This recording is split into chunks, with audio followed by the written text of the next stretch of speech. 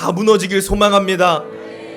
성령 하나님, 이 시간 우리 예배 가운데 우리의 심령 하나하나 가운데 충만하고 세밀하게 임재하셔서 나의 추악함과 나의 더러움을 내려놓고 우리를 새롭게 하시는 성령 하나님의 일하심을 경험하는 놀라운 예배 시간 되게 하여 주옵소서. 하나님, 나의 내면의 소리에는 귀를 닫고 나를 이끌어 가시고 나를 온전케 하시고 나를 영적으로 충만하게 하실 주님의 음성에만 귀 기울이는 거룩한 시간 되게 하여 주옵소서. 그래서 내 뜻대로 내가 원하는 대로 나의 상식과 나의 방법대로 살아가는 나의 삶은 다 벗어버리고 우리를 온전케 하고 우리를 이끌어 가실 주님의 명령에 따르고 순종하는 새로운 삶이 오늘도 시작되게 하여 주시옵소서. 성령 하나님 충만하게 역사하여 주시옵소서. 우리의 굳어진 마음, 우리의 다친 마음, 우리 얼어붙은 마음, 메마른 심령들을 성령의 불로 성령의 기름으로 녹이고 태우셔서 오늘도 우리를 새롭게 하시고 오늘도 우리를 일으키게 하실 성령의 충만함으로 임재하여 주시옵소서.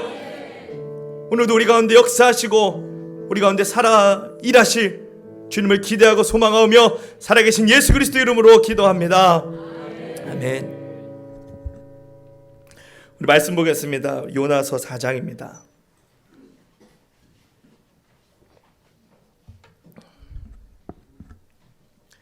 요나서 4장 1절에서 11절까지 말씀입니다.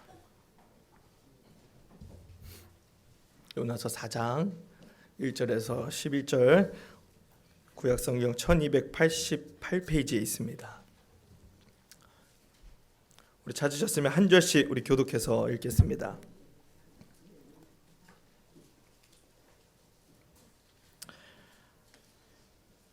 요나가 매우 싫어하고 성내며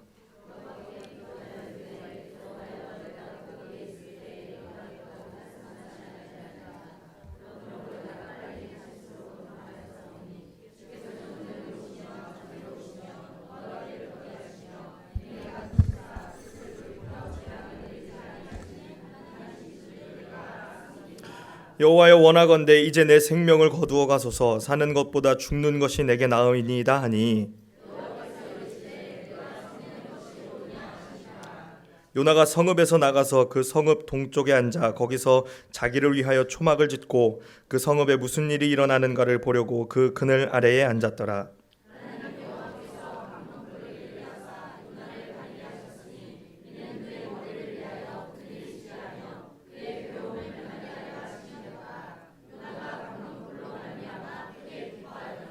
하나님이 벌레를 예비하사 이튿날 새벽에 그 박넝쿨을 갉아먹게 하심에 시드니라.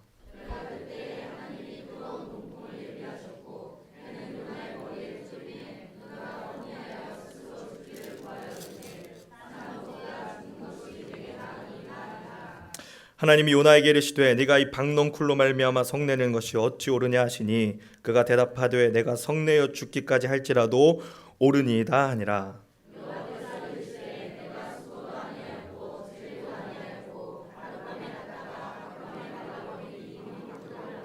함께 읽겠습니다. 하물며 이 큰 성읍 니느웨에는 좌우를 분별하지 못하는 자가 12만여 명이요 가축도 많이 있나니 내가 어찌 아끼지 아니하겠느냐 하시니라.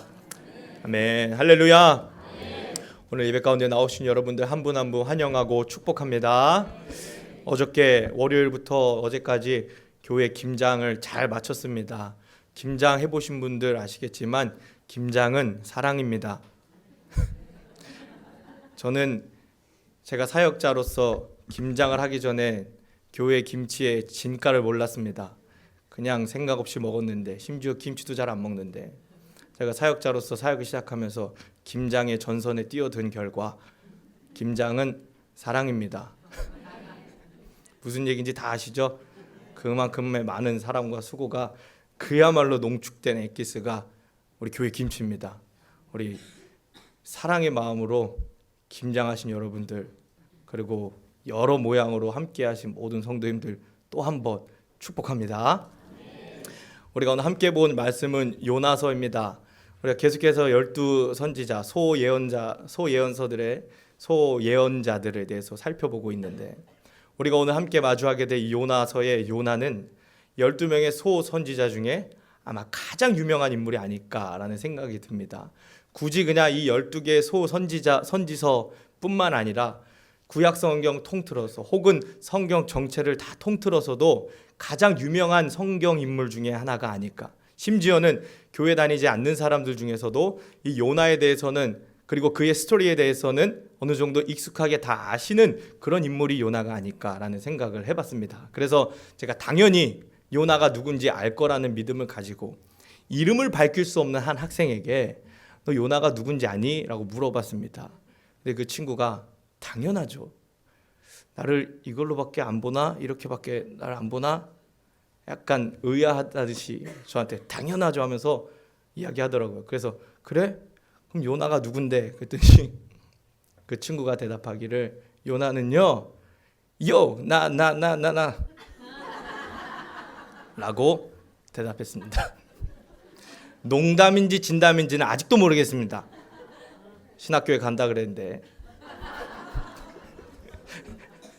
이름은 밝히지 않았습니다만 아무튼 요나는 우리가 굉장히 잘 익숙하게 아는 인물 중에 하나입니다. 그런데 혹시 요나를 우리가 익숙하게 아는 그 요나가 아니라 요나나나로 아시는 분들이 계실까 싶어서 요나라는 인물에 대해서 간단하게 그가 어떤 스토리를 가진 인물인지에 대해서 아주 간단하게만 좀 설명을 드려보겠습니다.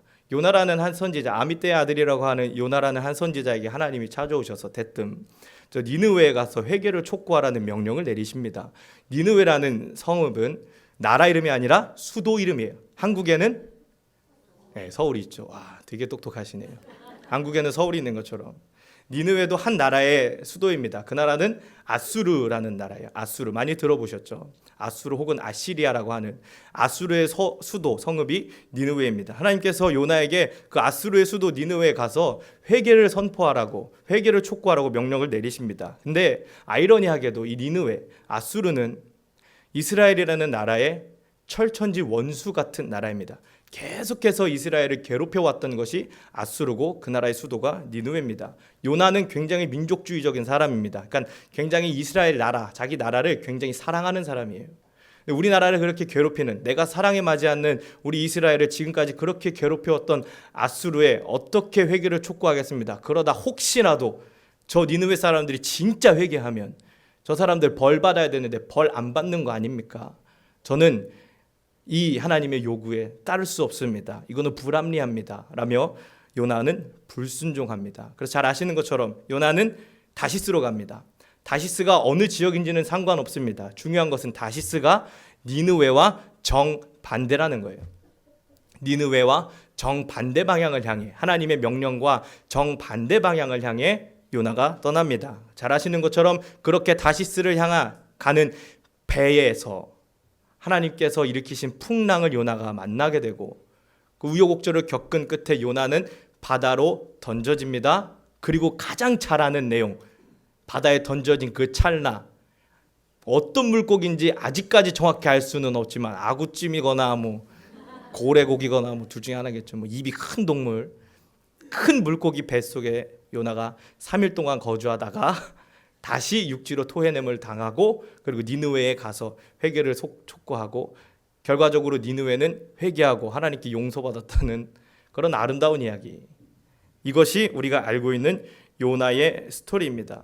이런 내용들을 통해서 우리가 봤을 때 요나 하면요, 두 가지 내용이 떠오릅니다. 저희 큰아이가 7살 때 저한테 와가지고 아빠 그러다 물고기한테 잡아먹혀 라고 한번 얘기한 적이 있어요. 그러니까 유치부에서 이 요나와 물고기에 대한 이야기를 들은 거죠. 요나에 대한 가장 대표적인 두 가지는 7살짜리 어린아이도 아는 그 물고기 이야기, 그리고 두 번째가 요나는 불순종의 아이콘이라는 것. 이 두 가지가 요나를 대표하는 두 가지 어떤 설명입니다. 그래서 우리가 잘 아시는 복음성가 중에 요나에 대한 복음성가가 있는 거 아세요? 불순종한 요나와 같이도, 이런 찬양 들어보셨죠? 1절은 탕자, 2절은 요나, 3절은 고멜이에요. 요나에 대한 그런 불순종을 다루는 복음성가도 있을 만큼 요나는 불순종의 아이콘으로 우리가 성경 안에서 많이 익히 알고 있습니다. 그렇다면 요나가 어떠한 불순종들을 했는지 그 불순종의 내용에 대해서 우리가 조금 조목조목 한번 살펴보려고 합니다. 요나가 어떻게 하나님을 향해 불순종했는지 우리 먼저 1장 3절의 말씀, 우리 화면 준비했으니까요 보시면 됩니다. 우리 1장 3절 한번 읽어보겠습니다. 시작. 그러나 요나가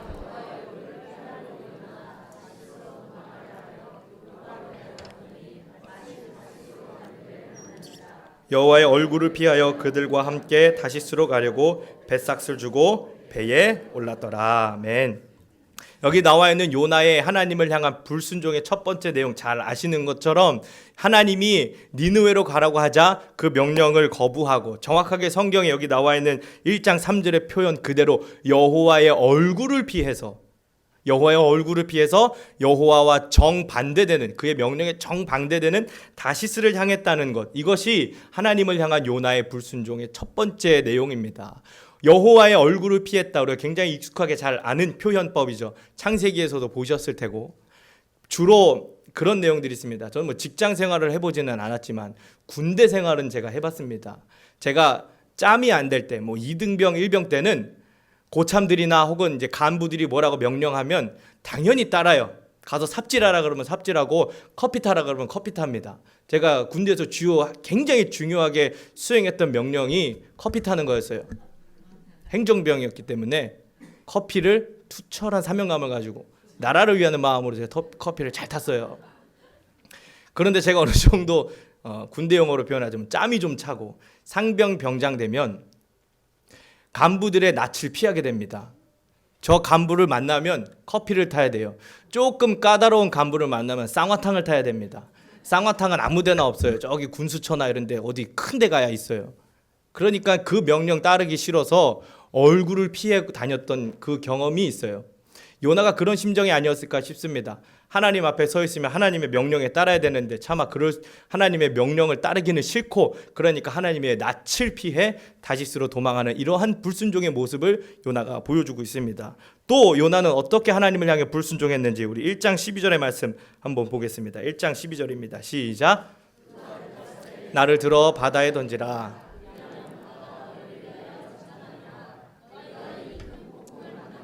나 때문인 줄을 내가 아노라 하니라. 그렇게 하나님의 여호와의 낯을 피해서 다시스를 향해 가는 배에 타 올랐는데 어느 정도 배를 타고 잘 가나 싶더니 하나님께서 요나가 타고 있는 그 배 주변에 풍랑을 일으키십니다. 그래서 그 배에 타고 있는 여러 이방민족 선원들이 도대체 이게 무슨 일이냐, 왜 이렇게 풍랑이 일어나냐, 누가 문제냐, 누구의 신이 노한 거냐. 뭐 잘 아시겠지만 그 당시에 그렇게 바다 자연재해는 신의 노여움으로 우리가 해석해왔던 걸 알 수 있죠. 도대체 어느 민족의 신이 노했길래 이렇게 바다가 풍랑이 일어나냐 서로 물어보고 제비를 뽑은 결과 요나가 당첨됩니다. 요나가 이실직고 하죠. 여차저차해서 제가 지금 우리 이스라엘의 신 여호와의 낯을 피해 도망가고 있는데 제가 문제입니다. 그리고 정상적이라면 하나님 죄송합니다. 풍랑을 일으키시니 제가 회개하고 하나님 말씀에 순종하겠습니다. 다시스 찍고 니느웨로 가겠습니다. 결단했으면 되는데 지금 끝까지 반항하는 겁니다. 어떻게 합니까? 바다에 던지라는 거예요. 그냥 죽는 게 낫다는 거죠. 그 끔찍한 니느웨 가서 회개를 선포해서 그 니느웨가 용서받는 꼴 못 보겠다는 거예요. 차라리 죽는 게 낫겠다고 하나님을 향해 반항하고 죽기를 자초하는 모습을 요나를 통해 발견할 수 있습니다. 또 요나가 어떻게 불순종했는지 우리 보겠습니다. 2장 8절에서 9절입니다. 2장 8절에서 9절입니다. 시작. 거짓되고 헛된 것을 숭상하는 모든 자는 자기에게 베푸신 은혜를 버렸사오나 나는 감사하는 목소리로 주께 제사를 드리며 나의 서원을 주께 갚겠나이다. 구원은 여호와께 속하였나이다 아니라. 아멘. 지금 여기 나와 있는 2장, 요나서는 1장부터 4장까지 총 4개의 장으로 이루어져 있는데 1장은 그렇게 요나가 물고기 배에 들어가기까지의 내용이고 2장의 내용은 물고기 뱃속에서 요나가 하나님을 향해 기도한 내용을 다루고 있어요. 우리가 읽은 2장 8절 9절도 물고기 뱃속에서 하나님을 향해 드렸던 요나의 기도 내용입니다. 근데 이 기도의 내용을 보면 굉장히 좋아 보여요. 그러나 기도의 내용을 조금만 우리가 자세히 살펴보면 이 기도는 온전한 기도가 아니라는 것을 알 수 있습니다. 물고기 뱃속에 들어갔어요. 그 정도 되면 정신 차려야 됩니다. 내가 죽기를 자처해서 바다에 들어갔는데 하필 거기에 고래가 입을 벌리고 있어가지고 그 안에 들어왔으니 하나님이 이쯤 되면 정신 차리고 순종하라는 뜻이구나. 하나님, 제가 죄송합니다. 회개합니다. 용서해 주세요. 저를 다시 살려주시면 제가 니느웨 가서 하나님 뜻에 순종하겠습니다 하며 회개하고 순종하고 결단하는 것이 아니라, 하나님, 자 8절을 보시면 저렇게 거짓되고 헛된 것을 숭상한 모든 자, 즉 니느웨를 비롯한 이방 민족들을 폄하하고, 나는 하나님께 서원을 갚는 사람, 나는 하나님께 제사를 드리는 사람, 나는 괜찮은 사람입니다 라는 식의 기도를 드리고 있는 거예요. 이게 무슨 내용이냐면 물고기 뱃속에 있는 요나가 교만해진 겁니다. 거기서 회개하고 겸손하고 자기를 부순 것이 아니라, 내가 물고기 뱃속에 들어왔으니 하나님이 나를 살리시려는 모양이구나. 하나님, 저는 저 이방 민족 사람들과 다릅니다. 저는 하나님이 원하시는 대로 살아가는 사람입니다 하면서 자기 기만에 빠져 있는 모습을 지금 보여주고 있는 거예요. 이방 민족들은 끝까지 무시하고 자기의 신앙, 자기 어떤 선민으로서의 그런 어떤 정체성을 과시하고 있는 요나의 교만한 모습, 불순종의 모습, 회개하지 않는 모습들을 이 요나의 기도 속에서도 발견할 수 있는 겁니다. 우리 조금 더 요나의 불순종의 내용을 살펴보겠습니다. 3장 3절에서 4절입니다. 읽어보겠습니다. 시작. 요나가 여호와의 말씀대로 일어나서 니느웨로 가니라. 요나가 그 성읍에 들어가서 하루 동안 다니며 외쳐 이르되 40일이 지나면 니느웨가 무너지리라 하였더니, 결국에는 잘 아시는 내용 그대로 우여곡절 끝에 물고기가 이 요나를 하필 육지에다 토해내고, 그래서 하나님이 다시 요나에게 니느웨로 가라 명하셨을 때 두 번째는 요나가 하나님의 뜻에 순종해서 니느웨로 가서 회개를 촉구하는 아름다운 해피엔딩처럼 보입니다. 그러나 여기 읽고 있는 3장 3, 4절의 내용을 자세히 보시면 이 요나의 순종이 하나님을 향한 철저한 회개가 바탕된 자기 돌이킴과 철저한 순종인지 아닌지를 우리는 발견할 수 있어요. 여기 3절을 보시면 니느웨라고 하는 성은요, 3일을 걸어야 또 다 다닐 수 있는 큰 성읍이라고 표현하고 있습니다. 3일, 서울도 3일이면 다 돌 수 있을 거예요. 아닌가요? 아무튼 크다는 거예요. 굉장히 큰 성읍입니다. 만약에 요나가 그렇게 물고기 뱃속에서 회개하고 하나님의 뜻에 따르기로 순종했다면 3일이 걸리든 일주일이 걸리든 열흘이 걸리든 40일이 걸리든 몇 년이 걸리든 끝까지 니느웨의 변화와 회개를 위해서 계속해서 촉구하고, 마치 이전에 살펴봤었던 호세아 선지자처럼 요엘 선지자처럼 그렇게 열심과 성을 다해 하나님의 뜻과 심판의 메시지를 전해야 되는데, 4절을 보시면 하루 동안 다니며 외쳐 이르렀다고 이야기하고 있어요. 3일 다녀도 될까 말까 한 성읍, 그냥 한 바퀴씩 돌면서 형식적으로 하나님의 뜻에 순종했다는 거예요. 열심을 다한 것이 아니라, 하나님의 말씀에 100% 따르고 순종한 것이 아니라, 그냥 어쩔 수 없어서 이 정도 됐으니까 니느웨 가가지고 하는 척 했다는 거예요. 하는 척. 만약에 진실되고 회개하고 자기를 깨어 부순 선지자라면 회개하십시오, 하나님의 심판이 눈앞에 와 있습니다, 처절해 보입니까? 막 그렇게 했겠죠. 근데 여기 본문 속의 요나는 어떻게 했을까요? 회개하세요. 심판 당하든지 말든지 하나님 화나셨대요. 그러고 말았을 거예요. 하루 약식으로. 형식적인 순종이죠. 우리는 이러한 요나의 모습을 봤을 때 참된 순종의 사람이라고 말할 수 없는 거예요. 이러한 내용들을 봤기 때문에 요나를 불순종의 아이콘이라고 이야기합니다.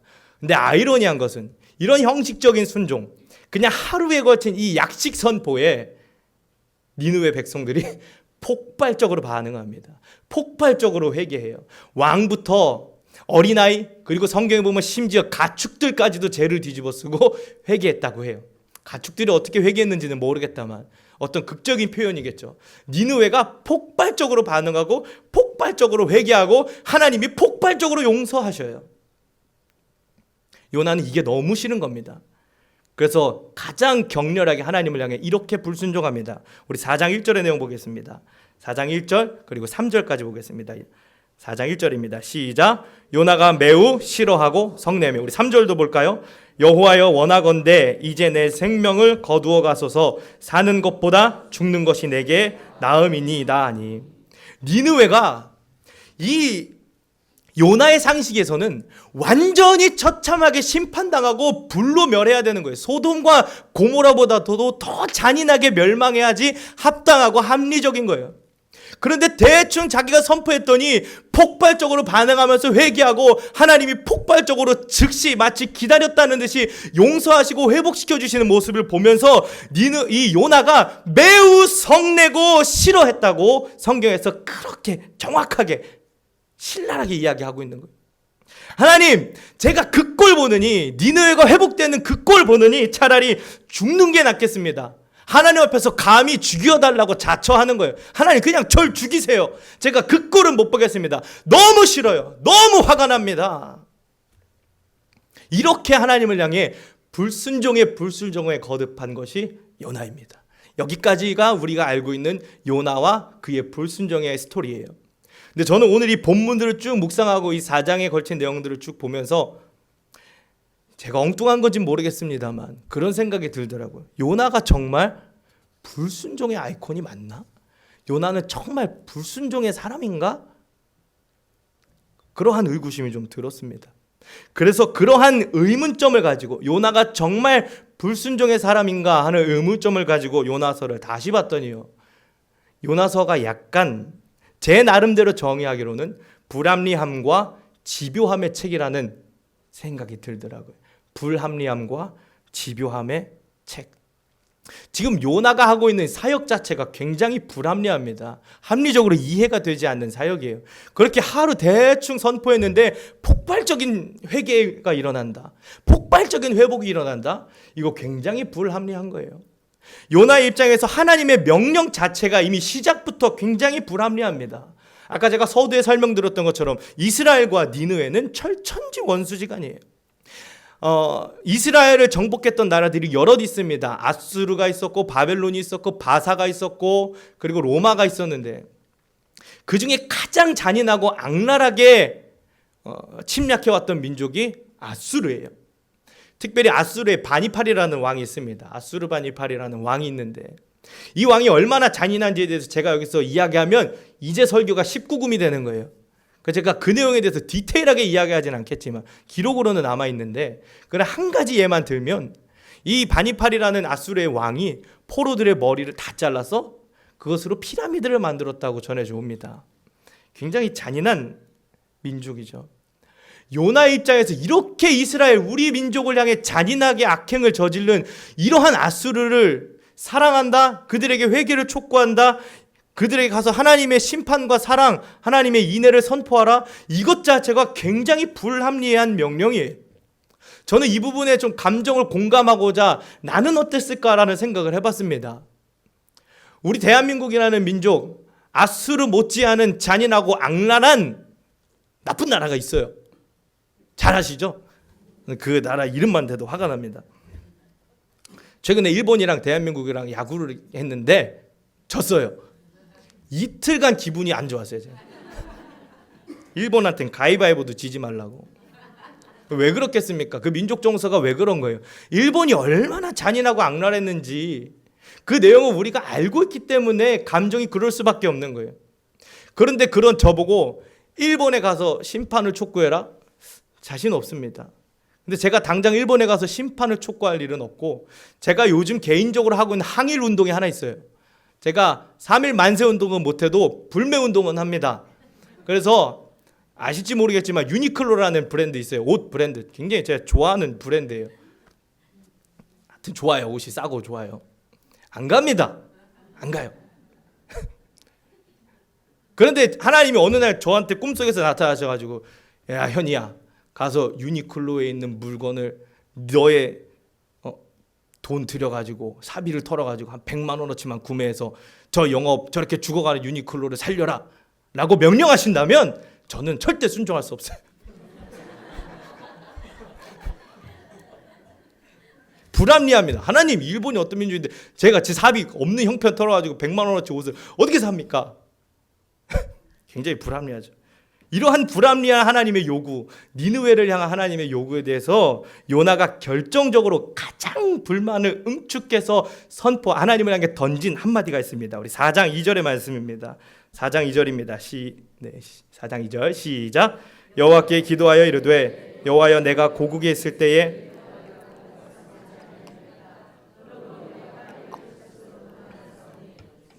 은혜로우시며 자비로우시며 노하기를 더디하시며 인애가 크시사 뜻을 돌이켜 재앙을 내리지 아니하시는 하나님이신 줄을 내가 알았음이니이다. 아멘. 지금 이 본문 4장 2절의 내용을 그냥 이렇게 눈으로만 보면 굉장히 아름다운 내용으로 보여요. 내용을 보시면 주께서는 은혜로우시고 자비로우시고 노하기를 더디하시고 인내가 크시고 뜻을 돌이켜 재앙을 내리지 아니하시는 하나님, 얼마나 아름다운 내용입니까? 근데 이걸 글로 봤을 때는 잘 내용이 안 되지만 만약에 이 내용을 영화나 드라마로 표현한다면 요나가 하나님을 향해 어떤 식으로 어떤 비언어, 그러니까 어떤 이 억양, 어떤 표정을 가지고 하나님을 향해 이 말을 던졌을지를 상상을 해봤습니다. 어땠을까요? 여호와여 제가 고국에 있을 때 이러하겠다고 말씀하지 아니하였나이까가 아니라 여호와야 하나님, 이게 말이 됩니까? 제가 이스라엘 때 안 간다고 했잖아요. 이 꼴은 제가 못 보겠다고 하지 않았습니까? 주께서는, 그러면서 여기 나와 있는 내용들을 했겠죠. 제가 더하면 오버하기 때문에. 주께서는 은혜로우시고 자비로우시고 노하기를 더디하시고 인애가 크시고 뜻을 돌이켜 재앙을 내려하지 아니하시는 하나님 대단하십니다. 예예. 그러니까 니느웨도 용서하셨겠죠. 예예. 제가 그 꼴은 못 보겠습니다 하면서 3절에 그러니까 죽여달라고 이야기하는 거예요. 요나가 아는 하나님은 어떤 하나님이냐? 여기 4장 2절에 나와 있는 이 하나님이 맞아요. 은혜롭고 자비롭고 인애하시고 오래 참으시고 그렇게 뜻을 돌이켜 재앙을 내려하지 않는 하나님이 맞아요. 그런데 그것은 우리 이스라엘에게만 해당되는 내용이어야 하는 거예요. 그 하나님이 저 니느웨, 저 극악무도한 저 나라, 저 일본 같은 나라에 똑같이 인애로우시고 똑같이 은혜를 베푸시고 똑같이 자비를 베푸시면 예, 하나님 대단하십니다. 하나님은 대단하시지만 저는 그 꼴을 못 보겠으니 차라리 죽는 게 낫겠습니다 라고 따져 묻는 거예요. 왜 하나님께 요나가 이렇게 따지고 있는 겁니까? 하나님의 은혜, 자비, 하나님의 인내, 하나님의 인애가 이스라엘 우리 민족이 아니라 저 니느웨에도 똑같이 나타나는 건 죽는 것보다 싫다는 거예요. 불합리하기 때문이죠. 니느웨는 멸망당에 마땅한 민족이에요. 우리 이스라엘을 죽도록 괴롭힌 민족입니다. 살아있어도 안 되는 민족이고 숨 쉬어서도 안 되는 민족이에요. 그런데 그렇게 하나님이 자비로우시고 은혜로우시기 때문에 저 백성도 회복시키신다, 저 백성도 사랑하신다, 저는 그거 못 보겠습니다 하면서 하나님께 괴로운 심정을 그대로 토해내고 있는 거예요. 만약에 하나님이 이쯤 돼서 그래 요나야 네가 오죽 힘들면 따지겠니, 진짜 싫구나, 알았어 내가 다 이해할게 하고 요 정도 선에서 이해해 주셨으면 참 좋았을 텐데 하나님은 이 불합리함에 더한 집요함으로 이제부터 요나를 몰아붙이시기 시작합니다. 그래 알겠어, 그게 힘들었구나, 딴 사람 보낼게 한 게 아니라 집요하게 요나라는 사람을 몰아세우기 시작합니다. 잘 생각해 보세요.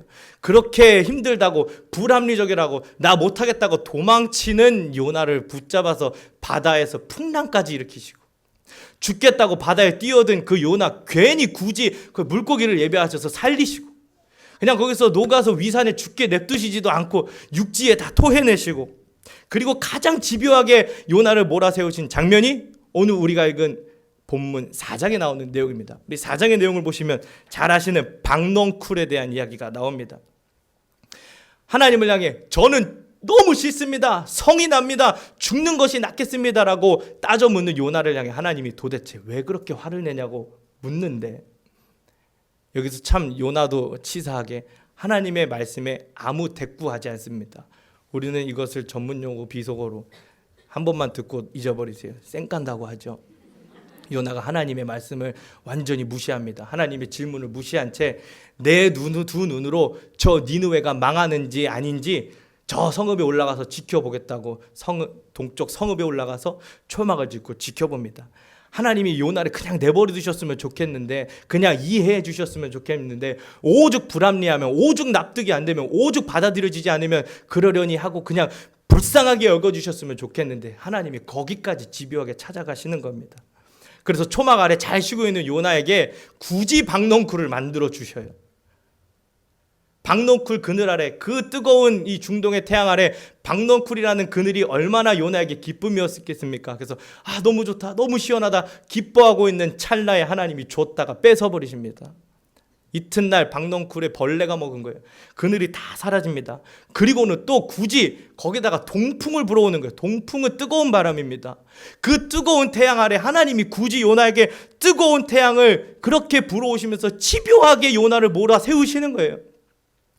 이러한 하나님의 이 집요함에 참다 요나가 던진 한마디가 4장 8절의 내용입니다. 우리 4장 8절 한번 읽어보겠습니다. 4장 8절입니다. 시작.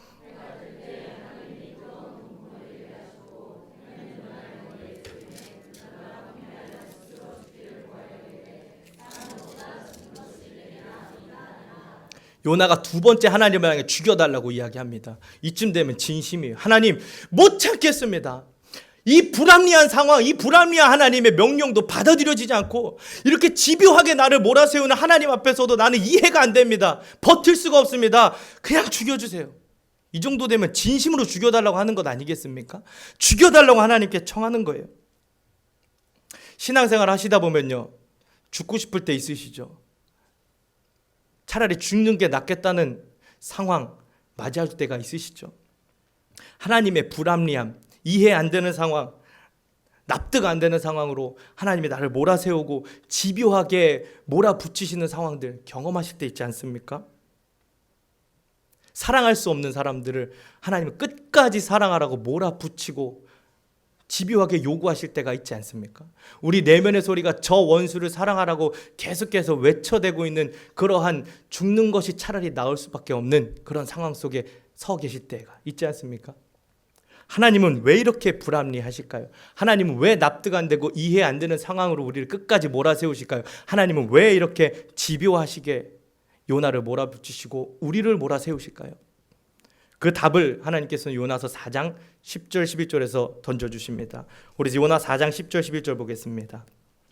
시작. 여호와께서 이르시되 내가 수고도 아니하였고 재배도 아니하였고 하룻밤에 났다가 하룻밤에 말라버린 이 박넝쿨을 아꼈거든 하물며 이 큰 성읍 니느웨에는 좌우를 분별하지 못하는 자가 12만여 명이요 가축도 많이 있나니 내가 어찌 아끼지 아니하겠느냐 하시니라. 아멘.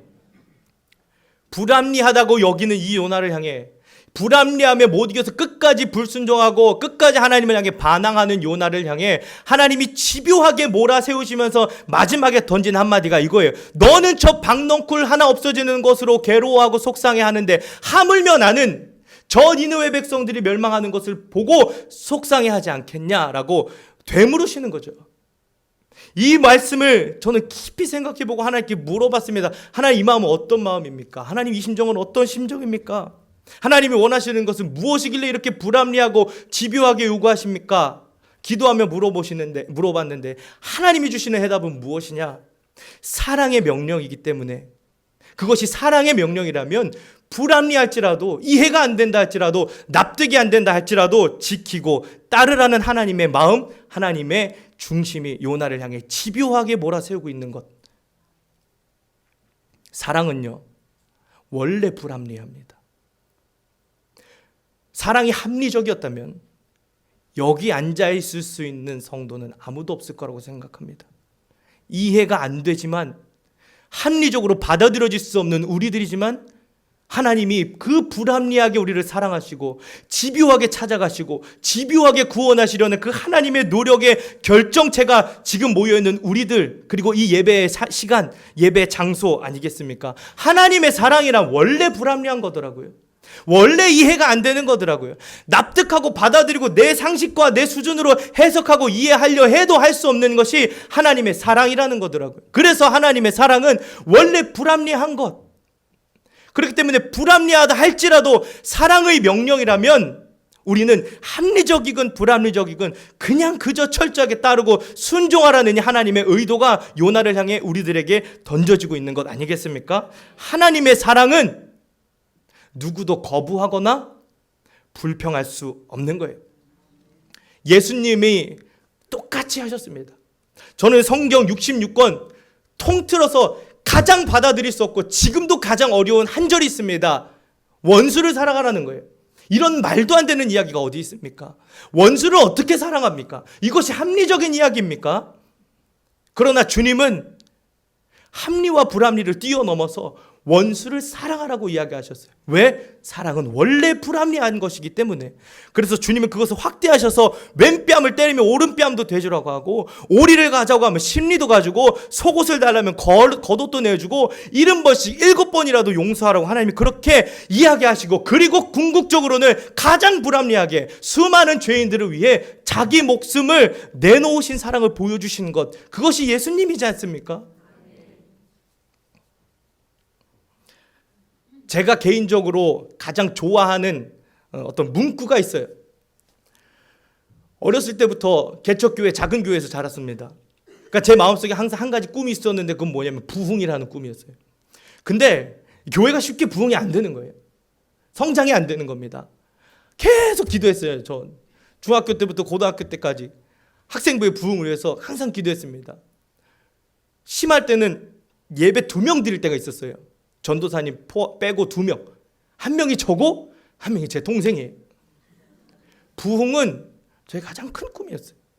하나님 앞에 부흥되게 해주세요. 부흥되게 해주세요. 1학년부터 고3 때까지 6년을 기도하고, 졸업하고도 기도하고, 그 교회에서 사역하는 내내 기도하고, 그 이후로 제가 다니는 사역지마다 제 기도의 제목에 가장 핵심 첫 번째는 부흥이었어요. 근데 아무리 기도해도 부흥이 안 되더라고요. 그래서 계속 여쭙습니다. 하나님, 부흥이 뭡니까? 하나님이 저에게 주셨던 답, 지금도 가장 제 마음속에 명쾌하게 주신 하나님의 음성은 뭐냐? 사랑이 부흥이라는 거예요. 사랑하면 부흥돼요. 막 사람이 아무리 미워도, 아무리 사람의 용서가 안 되고 이해가 안 되고, 그를 사랑하고, 우리 주변에는 이웃들, 그들을 사랑하고 계속 사랑하고 품어주고 이해하면 그 사랑이 부흥이더라고요. 우리 교회 내에도 이해 안 되는 사람들이 있어요. 저 권사님은 왜 저러셔? 저 집사님은 왜 저랬어? 저 목사님은 왜 저래? 이해 안 되고 납득 안 되는 수많은 상황들 속에 이 불합리함을 뛰어넘어 사랑하기로 노력하면 그 사랑이 결국엔 부흥이 되더라고요. 부흥은 숫자가 늘어나는 게 아니라 사랑이라는 하나님의 명령에 철저히 따르고 순종하는 하나님의 백성이 늘어나는 것이 부흥 아니겠습니까? 그러니까 사랑이 부흥이더라고요. 오늘 요나서를 통해서 우리가 배울 수 있는 것이 무엇입니까? 사랑할 수 없는 그 불합리한 사랑의 명령에도 우리가 합리와 불합리를 뛰어넘어 사랑이라면 철저하게 따르고 순종할 수 있는 그 자세, 그 하나님의 집요함을 우리가 배워야 되지 않겠습니까? 얼마 전에 학생들과 요즘에 계속 사랑에 대해서 이야기하는데, 설교 시간에 김밥을 말았어요.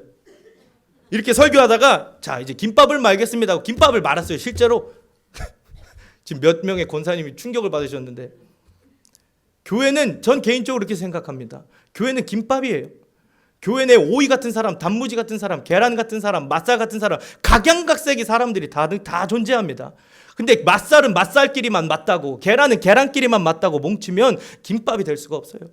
계란이 오이를 이해해주고, 오이가 우엉을 이해해주고, 우엉이 깻잎과 참치를 이해해주고, 이렇게 서로 이해해준 이 하나. 그리고 궁극적으로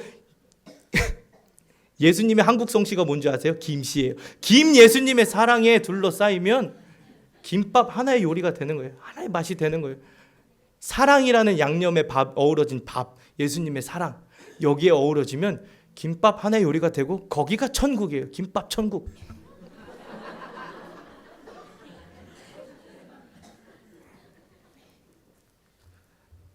우리 안에 이러한 자세가 필요합니다. 합리와 불합리를 뛰어넘어서 내가 옳다는 생각, 내 신앙의 색깔이 옳다는 생각, 내 신념이 옳다는 생각들은 버리고 하나님의 사랑이라는 명령에 따르고 순종하기 위하여 합리와 불합리를 뛰어넘어 모든 일을 향해 심지어는 원수까지도 사랑해 주려는 이 사랑의 자세야말로 하나님이 가장 원하시고 기뻐하신, 그리고 하나님이 가장 집요하게 매달리시는 문제 아니겠습니까? 나는 의로운데 너는 도대체 왜 그러냐고 정죄할 필요 없습니다. 나는 하나님 잘 믿는데 저 사람은 왜 저러냐고 정죄할 필요 없습니다. 합리와 불합리를 뛰어넘어서 사랑해주면 그것이 하나님이 가장 원하고 기뻐하시는 모습이라는 것을 우리는 이 요나의 메시지를 통해 살펴볼 수 있습니다. 오늘 말씀의 제목이 한번 보여주시겠어요? 니는 왜예요? 니는 왜? 요나에게 가장 큰 적이 니느웨였다면 우리 교회 안에 많은 그리스도인들의 가장 큰 적은 니는 왜 그래? 하는 정죄하는 마음 아니겠습니까? 니는 왜? 니는 왜? 니는 왜 그밖에 안 돼? 니는 왜 그렇게밖에 못해? 하는 이 정죄하는 마음들 다 내려버리시고 하나님이 가장 집요하게 합리와 불합리를 뛰어넘어서 우리에게 철저하게 요구하셨던 사랑의 명령에 따르고 순종할 때 우리 교회 안에 참된 부흥이 일어날 줄 믿습니다. 이것이 하나님 나라 될 줄로 믿습니다. 가장 하나님이 기뻐하시는 교회가 될 줄 믿습니다. 기도하겠습니다. 하나님, 우리 안에 합리적으로 이해 안 되는 사람들이 있습니다. 합리적으로 아무리 따져봐도 사랑할 수 없는 사람들이 있습니다. 원수와 같은 사람들도 있습니다. 하나님, 이 사람들 사랑할 수가 없어서 답답하고 차라리 죽는 게 낫겠다, 차라리 교회 떠나는 게 낫겠다, 차라리 내가 사라지는 게 낫겠다, 그렇게 어리석은 생각을 하며 살아왔던 우리들을 용서하여 주시옵소서. 니는 왜 그러냐고 정죄하는 것이 아니라 하나님의 사랑의 명령, 합리와 불합리를 뛰어넘어 철저하게 집요하게 순종하게 바라시는 하나님의 사랑과 열심 앞에 우리가 오늘도 깨지고 회개하고 순종하는 사랑의 백성들 되게 하여 주시옵소서. 사랑하면 부흥할 줄 믿습니다. 사랑하면 하나님 나라가 될 줄 믿습니다. 요나를 향하셨던 하나님의 집요함, 요나를 통해 드러내고자 하셨던 하나님의 사랑의 마음을 우리가 오늘도 받들고 깨달아 철저하게 사랑에 따르고 순종하는 우리 거룩한 백성들 되게 하여 주시옵소서. 감사하며 예수 그리스도의 이름으로 기도합니다.